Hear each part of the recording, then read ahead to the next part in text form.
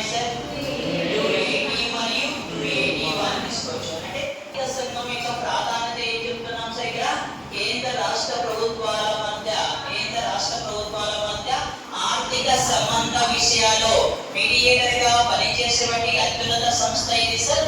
Finance commission పనిచేస్తుంది.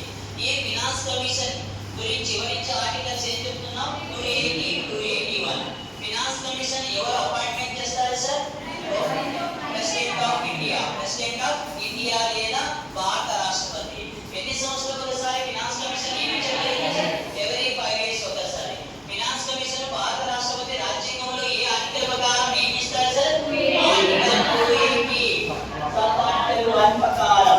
Article 280 sub article 1 ప్రకారం ఎన్ని సంవత్సరాలకు ఒకసారి? 5 years ఒకసారి. ఫినాన్స్ కమిషన్ ఎస్టాబ్లిష్మెంట్ చేయబడి సార్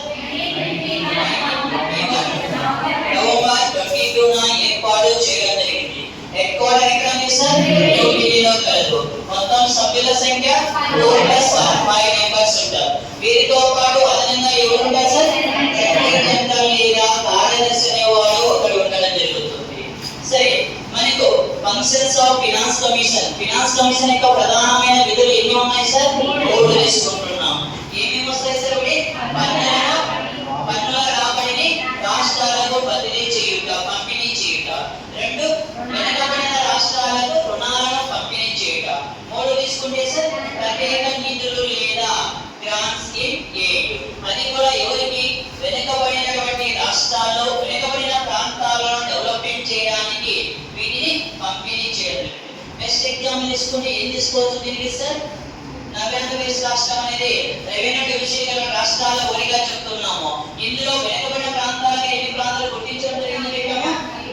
7 ప్రాంతాలు తీసుకోవచ్చు, 7 జిల్లాలు. ఎగ్జాంపుల్ తీసుకుంటే మన రాయలసీమ 4 జిల్లాలు, ఉత్తర కోస్తాలో తీసుకుంటే కోస్తాంధ్రలో 3 జిల్లాలను తీసుకొని మొత్తం 7 జిల్లాలకు ప్రత్యేకంగా నిధులు కేటాయించడం జరిగింది. నెక్స్ట్ ఫినాన్స్ కమిషన్ యొక్క చైర్మన్స్. ఫినాన్స్ కమిషన్ యొక్క చైర్మన్ యొక్క టైం పీరియడ్ ఎన్ని సంవత్సరాలు చెప్తున్నారుగా? 5 years తీసుకుంటున్నాం. మళ్ళీ ఫస్ట్ ఫినాన్స్ కమిషన్ చైర్మన్ ఎవరు సార్? కేసీ యోగి. ఎప్పటి నుంచి ఎప్పటి వరకు సార్? 52 నుంచి 57. ఇతని యొక్క ప్రత్యేకత ఏంటి సార్? ప్లానింగ్ కమిషన్ అనేది ఏ కమిటీ సిఫార్సుల మేరకు ఏర్పాటు చేశారంటే కేసీ యోగి కమిటీ యొక్క సిఫార్సుల ఆధారంగా బేస్ చేసుకొని ప్లానింగ్ కమిషన్ ఏర్పాటు చేయడం జరిగింది. నెక్స్ట్ రెండవ కమిటీ చైర్మన్ సార్ కే సంతాన్. ఎప్పటి నుండి ఎప్పటి వరకు సార్? 57 నుండి 62 వరకు. కే సంతానము ప్రత్యేకత సార్ రెండవ పరిపాలన కమిషన్ చైర్మన్ గా పనిచేయడం జరిగింది. Next fifth finance commission chairman sir Mahavir త్యాగి.